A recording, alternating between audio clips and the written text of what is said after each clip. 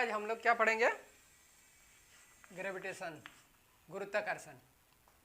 इससे पहले हम लोग क्या पढ़े? बल तथा गति के नियम। तो उसी का इसमें कुछ रिलेटेड है, इसमें कुछ हम लोग उसके बारे में भी जानेंगे।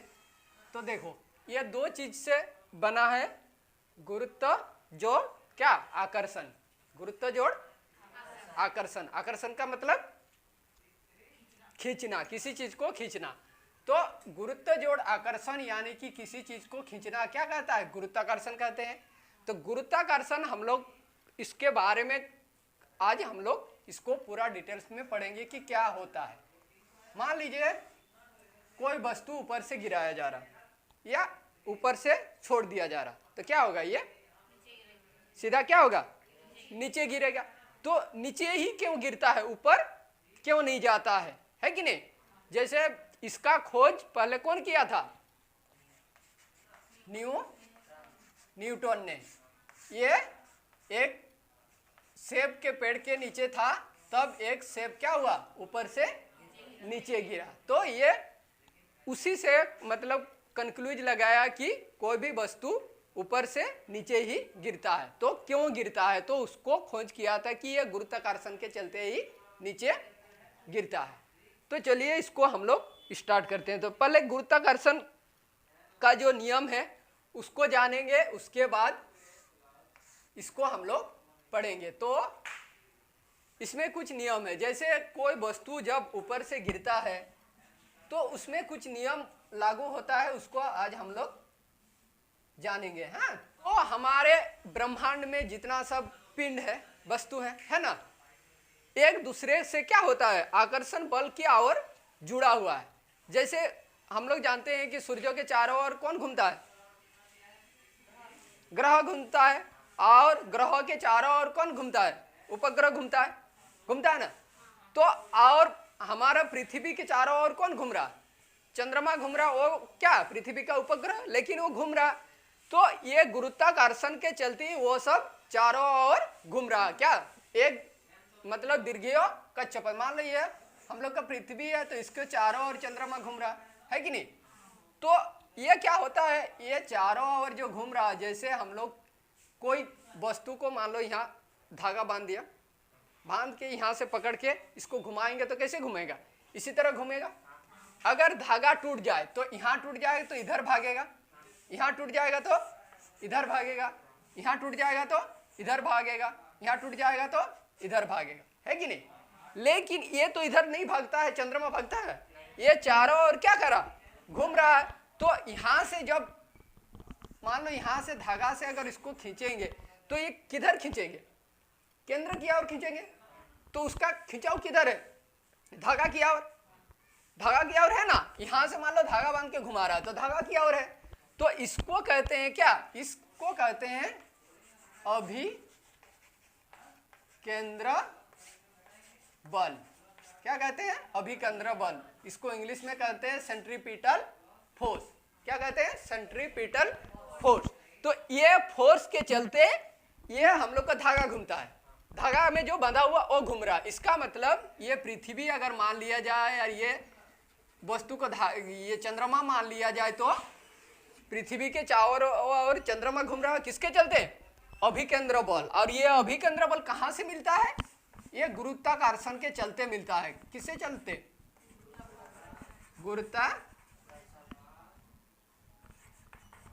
गुरुत्वाकर्षण के चलते ये बल उस वस्तु को मिलता है, तब जाके ये पृथ्वी के चारों ओर घूमता है। ब्रह्मांड में जितना भी सब वस्तु है, जितना सब ग्रह सूर्य के चारों ओर घूम रहा, चंद्रमा पृथ्वी के चारों ओर घूम रहा, तो क्या हो रहा?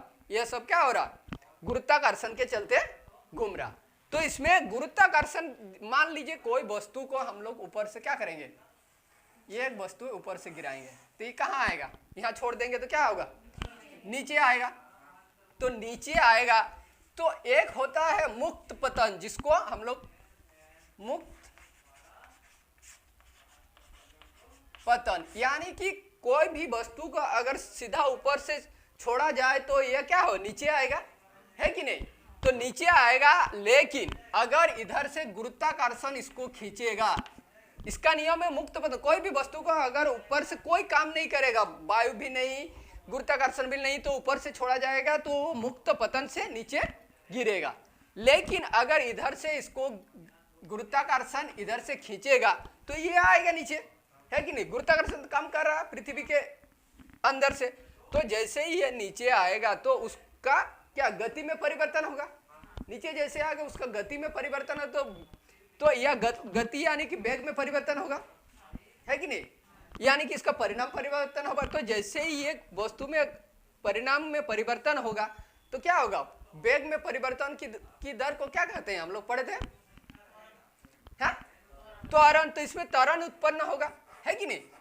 तो ये अगर मुक्त रूप से किसी वस्तु को गिराया जाए तो उसमें क्या होता है? वेग में परिवर्तन होगा, तो इसमें क्या होगा? त्वरण उत्पन्न होगा, है कि नहीं? अब इससे आगे हम लोग देखते हैं गुरुत्वाकर्षण का कुछ नियम है, उसको हम लोग जान लेते हैं। इसको नोट करेगा? कर लो। तो चलिए अब इसका नियम हम लोग पढ़ते हैं।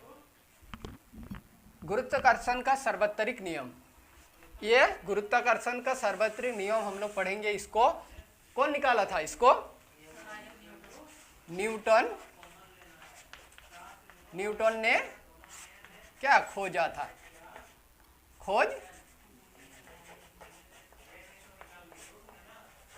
इसका पूरा नाम सर आइजैक न्यूटन, ये खोजा था। कैसे?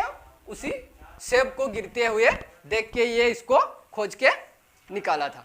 अब देखिए इसमें ये क्या दिया। मान लीजिए दो पिंडों, कोई भी दो पिंडों हो सकता है, उसमें पृथ्वी चंद्रमा भी हो सकता है या दूसरा कुछ भी हो सकता है। ऐसे दो पिंडों मान लो है ना?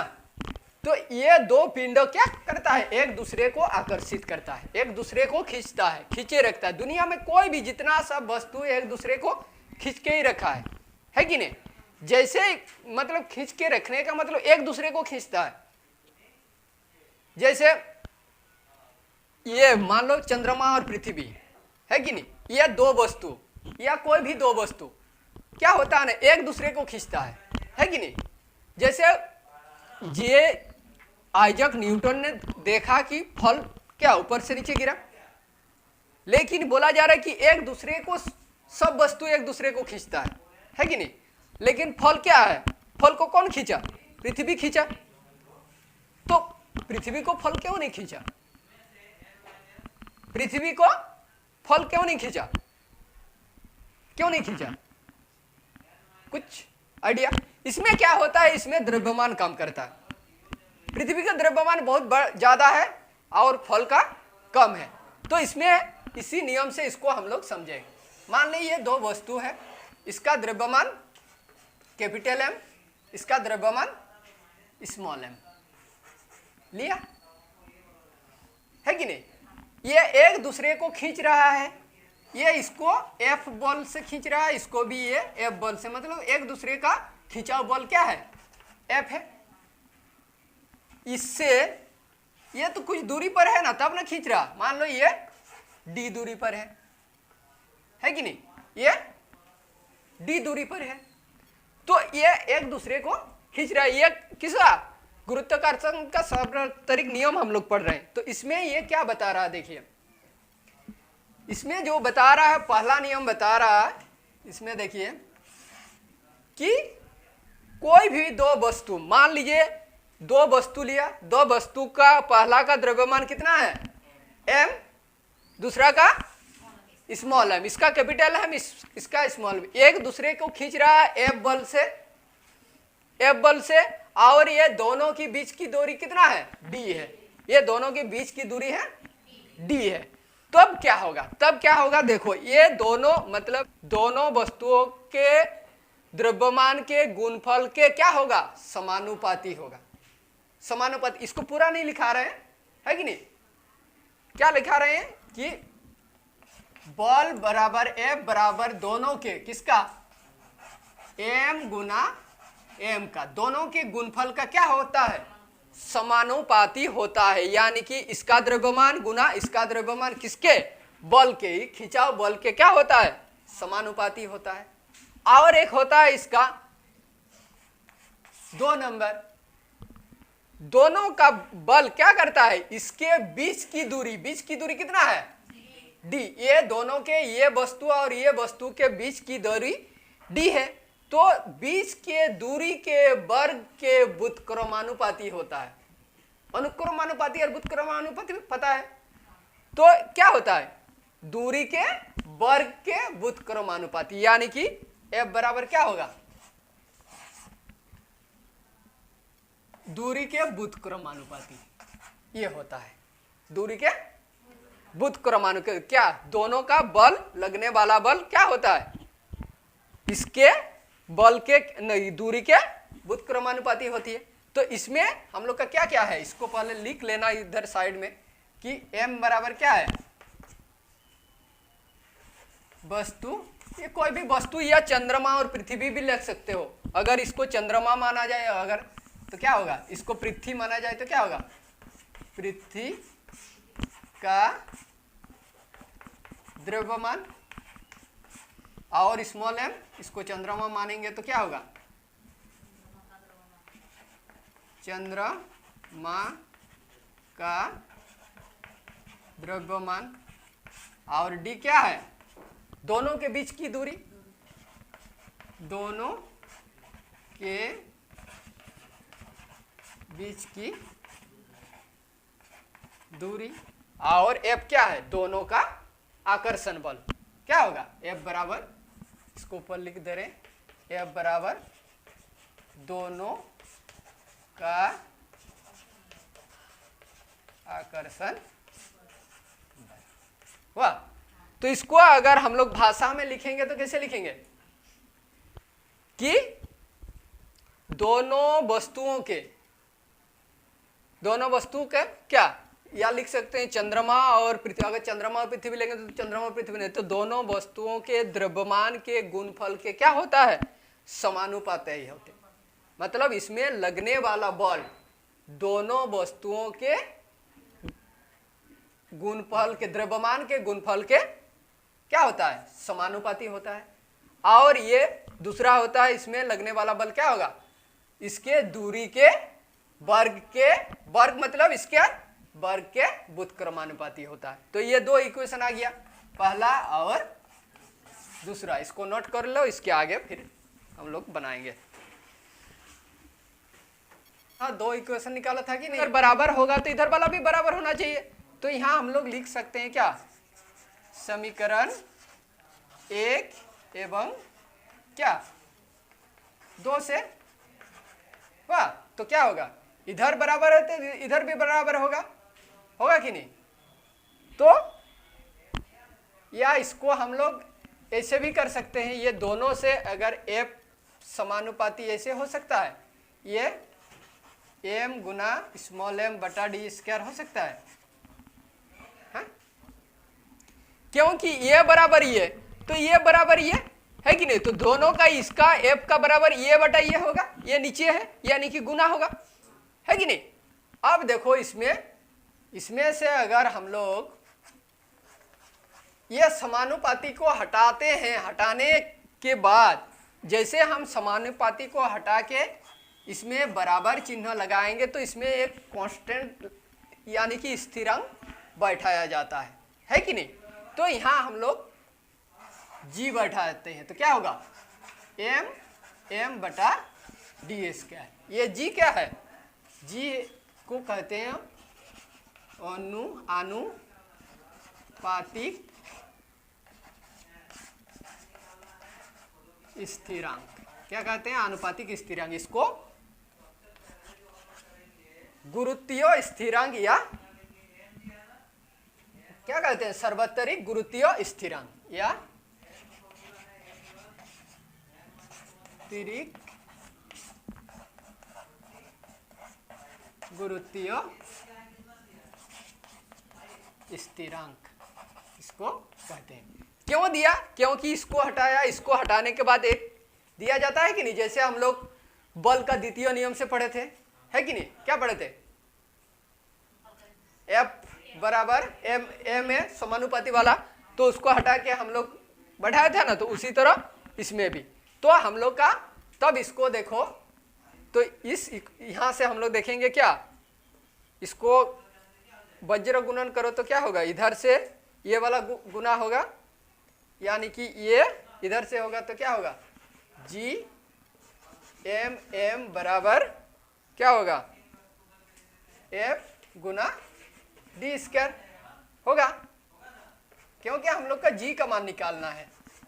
तो जी बराबर क्या होगा, एफ गुना डी स्क्वायर बटा एम, ये हम लोग का आ गया। जी बराबर क्या है, जी सार्वत्रिक गुरुत्वीय स्थिरांक है, यानी कि जी का मान अगर एफ मालूम रहे, एफ मतलब क्या है, फोर्स, दो पिंडों के फिर उस दोनों के बीच की दूरी या पता रहे और दोनों का द्रव्यमान पता रहे, तो उस वस्तु का मतलब उसका गुरुत्वीय स्थिरांक निकल जाएगा, है कि नहीं। इसको कहते हैं गुरुत्वीय स्थिरांक। तो गुरुत्वीय स्थिरांक का क्या एसआई मात्रक कितना होता है, इसका एसआई मात्रक निकालते हैं। देखो जी का एसआई मात्रक क्या होगा, एफ का एसआई मात्रक क्या है, एफ क्या है, फोर्स, बॉल है, तो बॉल का एसआई मात्रक न्यूटन गुना डी, डी क्या है, दूरी है, दोनों के बीच की दूरी, तो दूरी का एसआई मात्रक मीटर स्क्वायर, डी स्क्वायर है तो मीटर स्क्वायर। अब देखो एम द्रव्यमान का, हाँ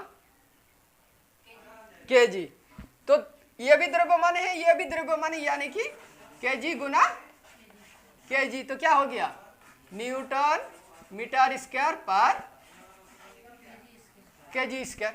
तो ये हम लोग का क्या आ गया, जी का एसआई मात्रक। और अगर इसमें से ये सब का मान दो पृथ्वी और चंद्रमा का अगर निकाला जाए और उसमें ये सब का मान बैठाया जाए, तो हम लोग का जी का मान खोज के निकाला गया था। जी बराबर आप लोग का बुक में भी दिया हुआ है 6.673 इंटू 10⁻⁻11 न्यूटन मीटर स्क्वायर पर केजी, न्यूटन मीटर स्क्वायर पर केजी, ये होता है जी का मान। वाह, तो चलो इसको नोट कर लो, फिर आगे होता है जी का मान। वाह, तो चलो इसको नोट कर लो, फिर आगे। अब हम लोग क्या पढ़े, गुरुत्वाकर्षण के सार्वत्रिक नियम। अब देखिए गुरुत्वाकर्षण के सार्वत्रिक नियम का क्या महत्व है, मतलब जो नियम पढ़े इसका क्या महत्व है ना, इसमें क्या क्या काम कर रहा है। इसमें क्या कर रहा है, हमें पृथ्वी को क्या करता है, बांधे रखता है, हमें पृथ्वी में क्या करता है, बांधे रखता है। मान लो पृथ्वी क्या है, एक एक चीज को समझते जाना है। ये पृथ्वी है, हम लोग कहाँ है, यहाँ है कि नहीं, और इधर क्या है, पूरा शून्य है चारों ओर।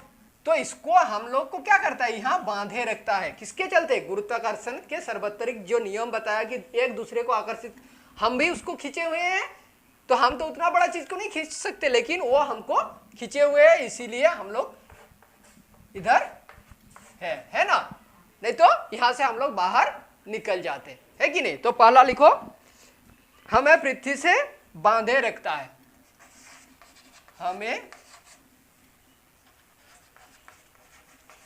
पृथ्वी से बांधे रखता है। हुआ दूसरा, पृथ्वी के चारों ओर क्या करता है, चंद्रमा घूमता है कि नहीं। जो रस्सी वाला बताया कि एक दूसरे के पृथ्वी और चंद्रमा एक दूसरे के खींचा हुआ वो है बोल के वो उसके चारों ओर घूम रहा, नहीं तो वो क्या कर, चंद्रमा उसके कक्षे से बाहर कहीं गुम हो जाता है कि नहीं। तो पृथ्वी के चारों ओर चंद्रमा की गति क्या होता है, पृथ्वी के चारों ओर चंद्रमा की गति। नेक्स्ट 3 नंबर में सूर्यों के चारों ओर ग्रहों की गति। सूर्यों के चारों ओर ग्रहों की गति। सूर्य क्या है? सूर्य एक केंद्र है कि नहीं? उसके चारों ओर क्या कर रहा है? ग्रह घूम रहा है कि नहीं? तो उसका एक निश्चित कक्ष है कि नहीं? तो वो जो कक्षा में घूम रहा है, इस कक्षा में, तो ये दूसरे को इसके कक्षा में तो नहीं जाता, ये इसके कक्षा में नहीं जाता है, तो ये क्या होता नहीं, ये सबका क्या है? एक आकर्षण बल के चलते, जो किस नियम के आधारित है? गुरुत्वाकर्षण के सार्वत्रिक नियम के आधारित ये घूम रहा है। उस नियम को फॉलो करके ये घूम रहा है, तब जाके ये दूसरे से टकराता नहीं है, या घूमते घूमते ये अंदर भी नहीं आता है ना? तो सूर्यों के चारों ओर ग्रहों की गति। सूर्य के चारों ओर ग्रह की वाह। और नेक्स्ट, चंद्रमा तथा सूर्यों के कारण क्या होता है? ज्वार भाटा के बारे में सुना है? हैं? कैसे होता है?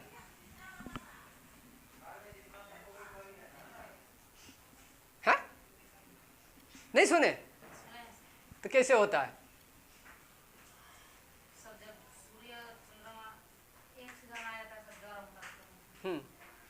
हाँ, इसमें क्या होता है? 2 बार, एक तो सुबह शाम ज्वार भाटा समुद्र के किनारे आता है कि नहीं? सुबह में इतना दूर में पानी रहेगा, शाम को यहां तक आ जाता है। यह भी एक सुबह शाम वाला ज्वार भाटा, जो बहुत छोटा छोटा होता है। लेकिन यह होता है, और एक होता है अमावस्या या पूर्णिमा, है ना? अमावस्या और पूर्णिमा का दिन, उस समय क्या होता है?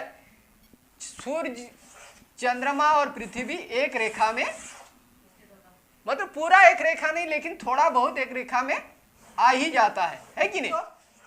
चंद्रमा क्या करता है? पृथ्वी का, ये भी पता है कि 2 वस्तु एक दूसरे को आकर्षित करता है कि नहीं?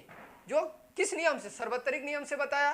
तो सार्वत्रिक, तो उसमें भी पृथ्वी को भी तो चंद्रमा आकर्षित करेगा, है कि नहीं? तो चंद्रमा आकर्षित करे, तो पृथ्वी बड़ा है चंद्रमा से, तो उसमें जो पानी है उसको आकर्षित करता है। इसीलिए क्या होता है?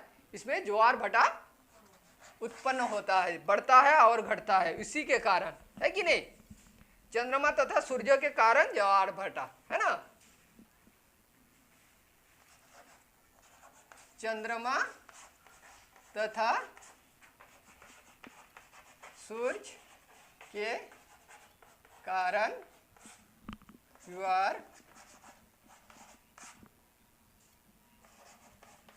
भाटा, मतलब एक दूसरे के खिंचाव के कारण क्या होता है?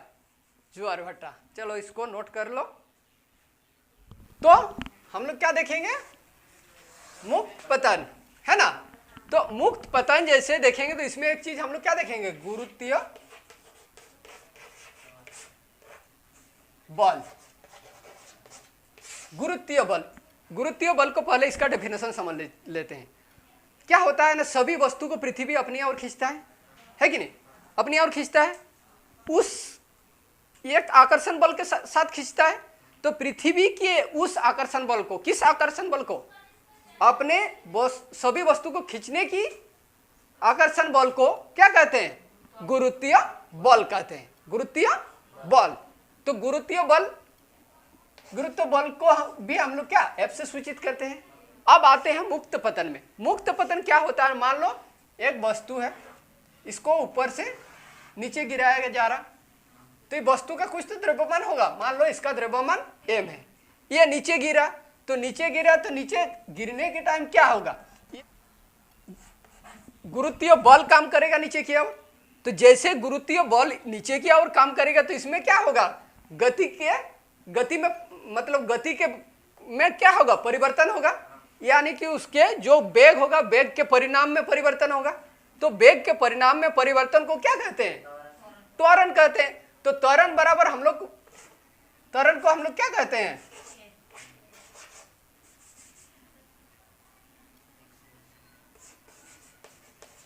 त्वरण को ए से सूचित करते हैं।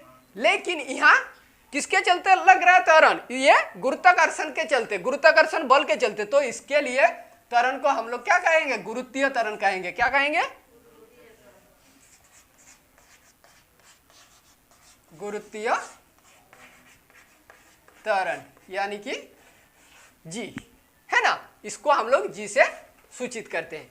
तब जब इसको हम लोग जी से सूचित करते हैं तब इक्वेशन हम लोग का आएगा, देखिए ये F बराबर क्या होता है, m में होता है। F क्या है, बल है, ये m द्रव्यमान और ये त्वरण। लेकिन जब गुरुत्वीय त्वरण में पढ़ेंगे तो क्या होगा, m बराबर mg। F क्या है, गुरुत्वीय बल है, और m क्या है, द्रव्यमान है किसका, इस वस्तु का। और इसमें क्या होता है, त्वरण उत्पन्न हो रहा है। तो क्योंकि कौन सा त्वरण, गुरुत्वीय त्वरण, इसीलिए इसका हम लोग स्मॉल जी से सूचित करते हैं। अब देखो ये एक इक्वेशन हम लोग का आ गया, और उसमें F बराबर एक इक्वेशन निकाला था, याद है? हाँ, क्या निकाला था, F बराबर G m बटा d स्क्वायर। तो देखो ये इक्वेशन सेम है, इधर भी F इधर भी F, तो इसको हम लोग लिख सकते हैं mg बराबर g m बटा डी स्क्वायर, है कि नहीं। यहाँ से m कट जाएगा, कटेगा ना, तो क्या बचा, g बराबर क्या बचा, g capital M by D square. तो इसमें दूरी माना गया था, है कि नहीं, इसमें दूरी माना गया था। लेकिन अगर d को हम लोग रिप्लेस करेंगे r, यानी कि ये दूरी क्या है, उस वस्तुओं का क्या है, त्रिज्या है, रेडियस, इसीलिए r माना त्रिज्या, है कि नहीं। तब ये क्या हो जाएगा, देखो तब यहाँ जगह कम पड़ रहा है, g बराबर क्या हो जाएगा, g कैपिटल M बटा आर स्क्वायर। ये हम लोग का गुरुत्वीय त्वरण का इक्वेशन आ गया, है ना। तो चलो इसको लिख लो।